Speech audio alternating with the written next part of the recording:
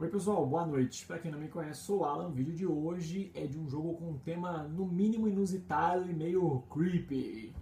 Ele acabou de ser lançado aí pela Mandala Jogos, é mais um da leva de final de ano. Aí tá saindo muito jogo agora nos meses de novembro e dezembro, óbvio, 13º aí, né? Vamos arrancar, vamos cofrar o povo aí. Ele é um jogo, assim, eu achei mecanicamente muito legal, o tema meio assombroso, mas é um jogo que merece ver mesa e aqui em casa já viu bastante. O jogo de hoje é interessantíssimo, o Albergue Sangrento. O Albergue Sangrento, ele é do Nicholas Robert com a arte do Eberson Santiago. O Eberson Santiago, para quem não lembra, ele é o autor, mas o autor não, né? O artista do Cook. Só que aqui a arte dele tá num patamar muito maior, tá? Porque ela tá uma coisa meio dark, me lembra muito Dave McKean em vários momentos. Então curti pra caramba a arte aqui. Qual que é a ideia? O Albergue Sangrento é um card game, tá? Onde cada jogador vai assumir o papel de um salafrário aí que tá disposto a roubar os hóspedes que passam pelo albergue. Só que para roubar, sabe como é que é, né? A gente espera o povo dormir e dá-lhe uma facada dormindo, exatamente. No jogo você tem o objetivo de matar os hóspedes para poder roubá-los. Então, pelo amor de Deus, não jogue isso com crianças, nem com as crianças lá da mesa. Ó, crianças vão para a sala, esse vídeo não é para vocês. Como é que o jogo transcorre, né? A gente tem aqui um tabuleiro, tá? É o único tabuleiro do jogo, onde você tem algumas informações centrais. Aqui vão ficar as cartas que vão entrar, que são os viajantes, vou mostrar eles daqui a pouco. Aqui você vai ter vários espaços para os quartos, onde você vai colocar as suas chaves, né, na sua cor e dos outros jogadores também. Isso aqui, na verdade, essa chave só tem um intuito de representar a renda que você pode ganhar pelos sortudos que sobreviveram a uma noite de ataques, tá? Aqui você vai controlar os francos, que é a moeda corrente do jogo. Aqui é o bistrô, onde você vai descartar as cartas dos aldeões salafrários que te ajudam no seu objetivo mórbido aí.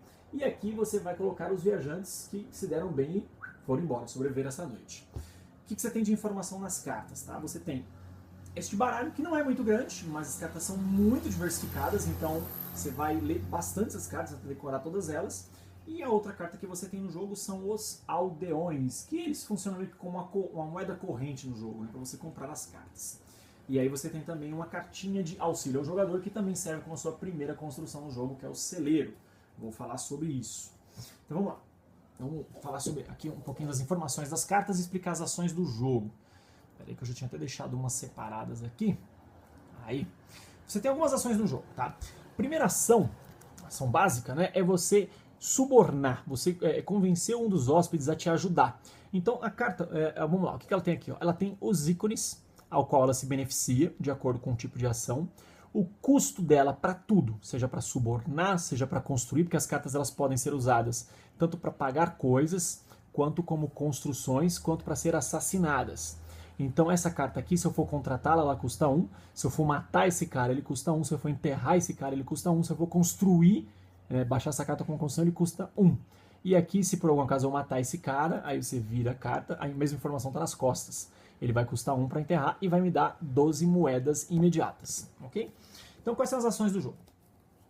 Quando você for subornar o que é? Você pegar uma das cartas que está lá no tablô, né, lá no albergue, e puxar ela para sua mão. Então você vai pagar isso aqui, e toda vez que você vai pagar como? Com cartas. Você vai pegar cartas da sua mão e vai descartar. Se as cartas que você descartar forem aldeões, então cada aldeão que você joga fora, ele vai pro bistrô. Tá? E toda vez que você for comprar aldeões dali, como eles custam 0, você pode comprar até 2. Okay? Então por isso que eu falei, é um dinheiro do jogo. Né?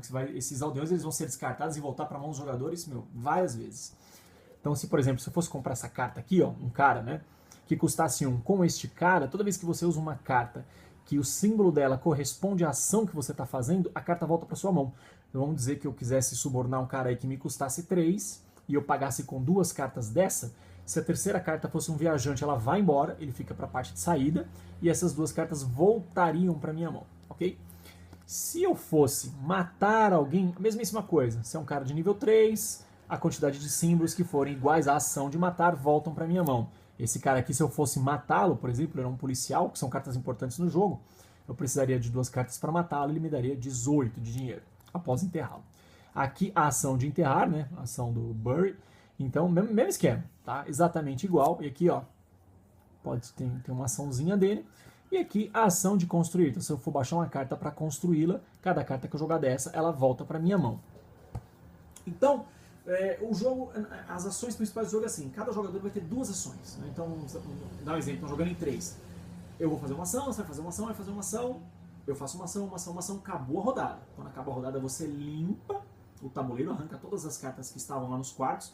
Cada carta de hóspede que estivesse num quarto seu, ele vai te dar um franco, né? Porque o cara tá pagando a hospedagem dele, ele sobreviveu, saiu fora, então sorte dele. E assim por diante. Questão que é, vamos lá, você só tem 2 ações.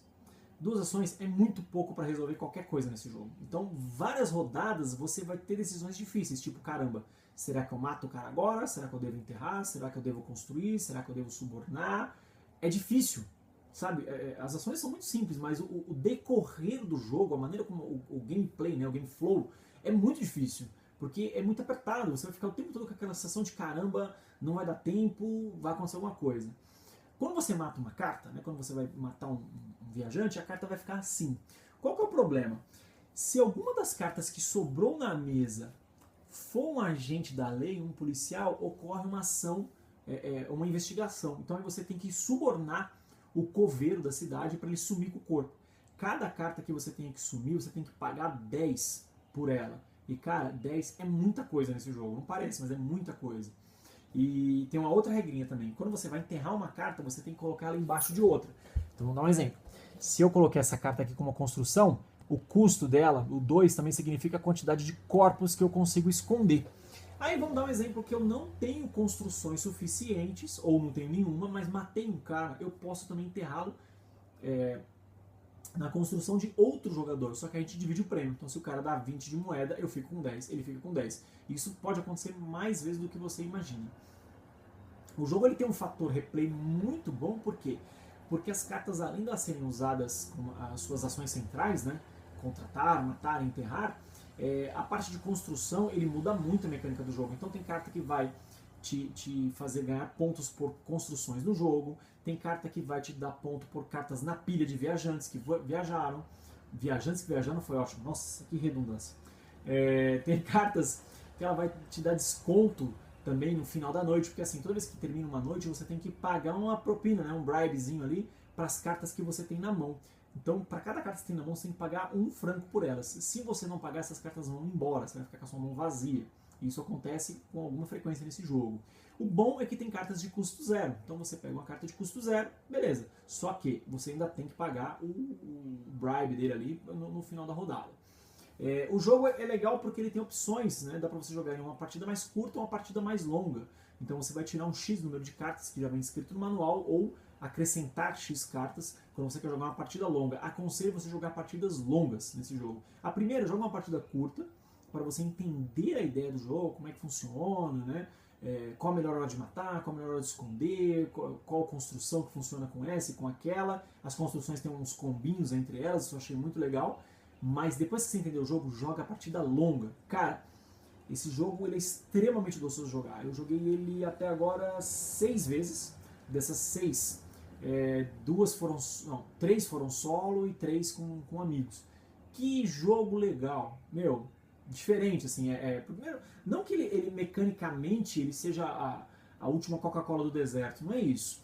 Mas assim, ele tem algumas coisas que chamam atenção. Primeiro o tema, né, que ele é totalmente incomum, totalmente errado. A arte que é fabulosa, tá? Mostrei pouco as cartas do jogo, mas cara, a arte desse jogo ela é fabulosa. E outra, quando você vai olhando as cartas com certa paciência, você vai encontrar vários personagens famosos da literatura. Tá? Ela me lembrou também muito a estética do Inferno, né? O From Hell, do Alan Moore. Tem até uma carta aqui que é o Edgar Allan Poe, deixa eu ver se eu acho ele. Cadê? Aqui, ó. Entendeu? Tem até o Poe aqui. Então eu achei bacana, porque assim, ele tem um fator muito grande, né, de replay, por conta das habilidades das cartas. Então você vai jogar esse jogo aqui com certeza mais de uma vez. Então, ótima pedida aí para quem está afim de procurar um jogo com um ótimo custo-benefício. Ele saiu com um preço legal. Se você gostou do vídeo, se você gostou do jogo, aproveita e pega esse jogo na PlayEasy. PlayEasy está localizada ali na região dos Jardins, ali na Paulista. Rapidinho, desce o metrô Paulista, 3 quadras para baixo, você já chega na loja. O que foi, filho? Você não vai ficar gravando aí? Eu já tô saindo já, vai lá que eu já tô indo. Tá bom, fecha a porta aí, eu já tô indo lá. A PlayEasy ela tá localizada ali na região do Paraíso. Então, para quem quer Paraíso, não, ó, já até errei, o outro quebrou um raciocínio aqui. Está localizada na Paulista, na região dos Jardins, desce na Metro Consolação, chega lá rapidinho. O Plays está com um catálogo muito legal de jogos. E o bacana também é porque eles tiveram agora a Joga Essen, né, que foi um evento que eles fizeram com os títulos de Essen, e os jogos ainda estão lá. Então, se você tiver de besteira aí, passa lá, aproveita e vai jogar aquele Gaia Project maneiro, Fotossíntese, que é um novo lançamento da Mandala aí, que também logo logo tá chegando. Então aproveita, vai visitar a loja lá e jogar ótimos títulos e aproveitar e fazer aquela comprinha marota, beleza? Críticas, comentários, sugestões, sempre bem-vindos. Um abraço.